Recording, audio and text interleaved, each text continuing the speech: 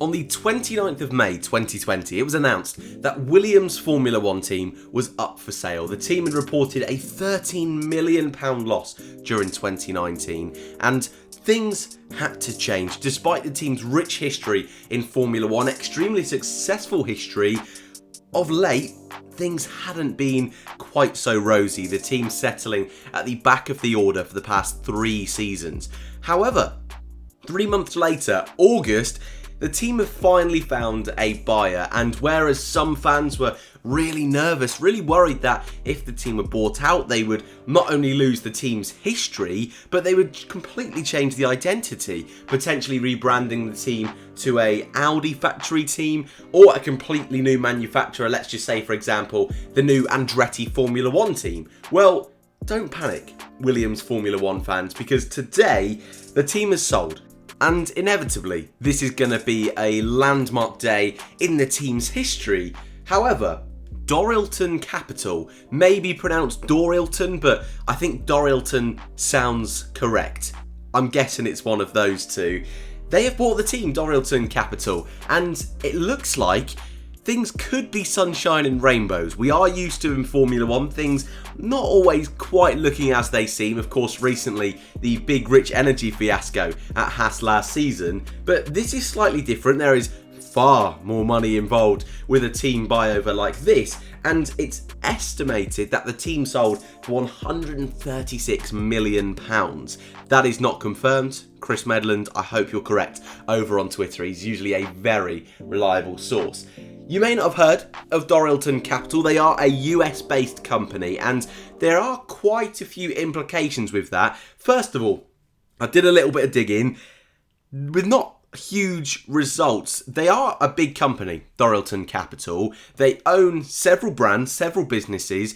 US-based fans watching now, you may have heard of some of these: AUT Solutions, Hennigan Engineering, Island Abbey Foods, MEI Rigging and Crafting, Midwest Cooling Tower Services, NHE Services, Traditions Health, Versa Integrity Group, and West. They are their main businesses that they run. However, a lot of those companies are engineering based. AUT Solutions, Hennigan Engineering's, MEI Rigging and Crafting, the main ones there. They do dabble a little bit in foods and healthcare as well, but their specialty is in manufacturing. So it does make sense why they're interested in Formula One, why they're considering investing in Formula One, and actually using some of these other subsidiaries. It might actually help them have a little bit more on-track performance, or at least a few more facilities to use once the budget cap comes into play.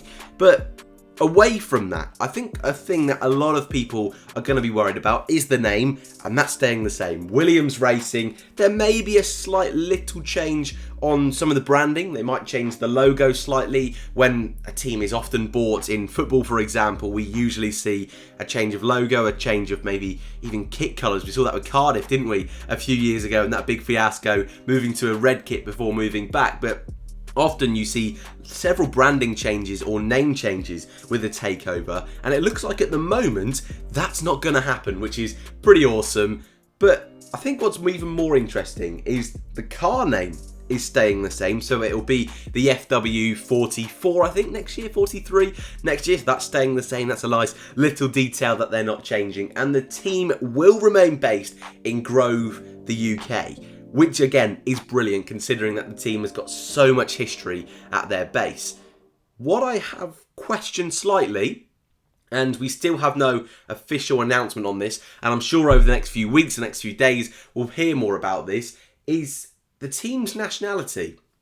You would expect it would remain British, like it always has been, and if they did indeed win a Grand Prix, it would play the British national anthem. However, if the team is now under American ownership, that may indeed change. Take Red Bull, for example, a British team, but under Austrian ownership. So then when they win a Grand Prix, we hear the Austrian national anthem. BMW in Formula E is the BMW Andretti team, so they run the USA national anthem. Interested to see if that changed. That really would be a historic moment. But if they're keeping the name, they're keeping the base, they're allowed one change at least, surely. I don't know. I'd love to know your thoughts in the comment section below about that one. But Obviously the news, the team is sold. This is going to have so many more benefits for the team. Fingers crossed it can help them push forward. They signed that Concord agreement a couple of days ago. You might have seen that doing the news rounds. I didn't do a video on this channel because it wasn't particularly significant unless a team decided to single themselves out and not sign it, but that is basically the team committing to Formula One if they can financially for the next 5 years, and Williams were one of the 10 teams, all the teams, to sign that deal. So things are looking rosy for the team that have already taken a step forward in 2020. If there's any more news, I will make sure to spread it out over on the Twitter. Chris Medland seems to have a lot of the juicy details on this story, so I would very much recommend dropping him a follow if you haven't already, but also keeping an eye on his socials today. Anyway, that is it for today's video. Great news for Williams, finally a bit of good news for them. But if you want to keep up to date with all Formula One 2020 news, reviews, all that good stuff, subscribe button is down below. But if you've been here for a while, thank you for sticking with the channel, thank you all for watching, and I hope to see you in the next one.